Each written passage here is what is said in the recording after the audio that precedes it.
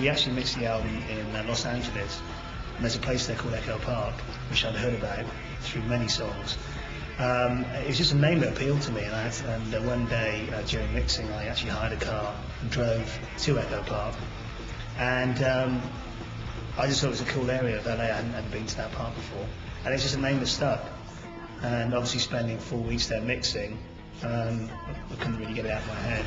Came back and said I wanted to call the album Echo Park, and you liked it, and Taka seemed to like it, so it stuck. I had much more of a vision for this album. I mean, obviously you have this sort of dream, this perfect record in your head every time you pick up a guitar or whatever, but I just had a much clearer picture, and it just seemed to be that when I was bringing songs in, that everybody around, everyone in the band just seemed to feel good about the songs, and I think that made a massive difference on this album. And obviously having Gil there helped as well. There were certain songs that I think were pretty much there in the original demo form. We've experimented as well. I mean, there's lots of, there's not lots, there's some keyboards on there which Grant toyed with keyboard ideas and things like that, and there's drum loops and so on and so forth. So there's kind of different flavours in this record to what we haven't had before on other records. I mean, the keyboard sort of ideas and the loops sort of came from the demos, really. I was experimenting, with Matt Symes, our engineer, who does virtually all the feeder stuff, who also worked on this record as well. And we were just experimenting, trying to take an old Moog or something, just kind of mix it, a big guitar riffs, and it was just a little bit more fun and something different.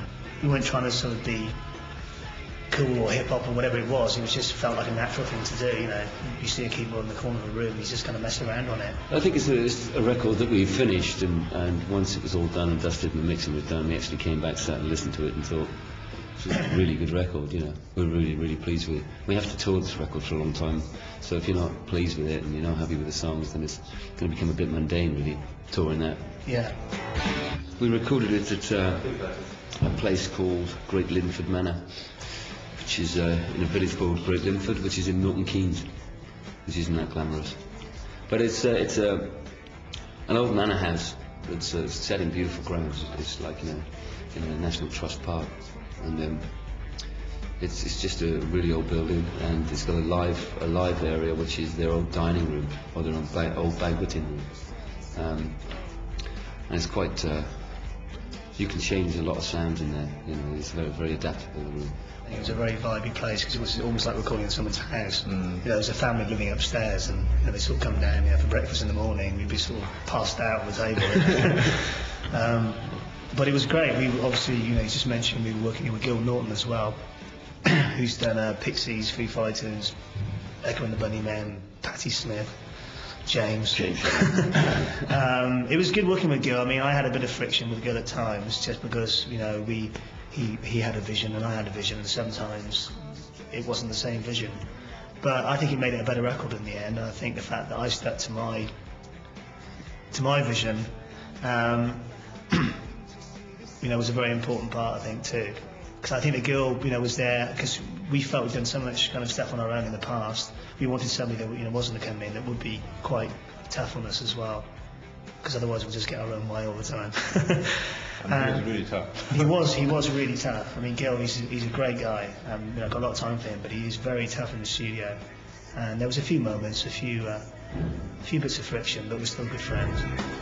It's just a piece of work, and each song has a place on the record. It's like, each song is a scene in a film or whatever. If you held a gun to my head, I probably would say the song I'm probably most pleased with is probably Piece by Piece, followed closely by Standing on the Edge. I do, and I always will like Buck Rogers. That was very instant to me, that track. I really like Standing on the Edge, which is the opening track of the record.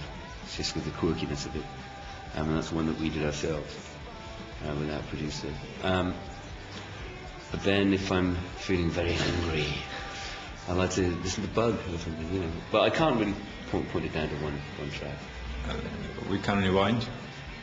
Yeah, it's my favorite. And Under the Weather. Each song has its sort of, it does have its place on the album, and that's always a good sign.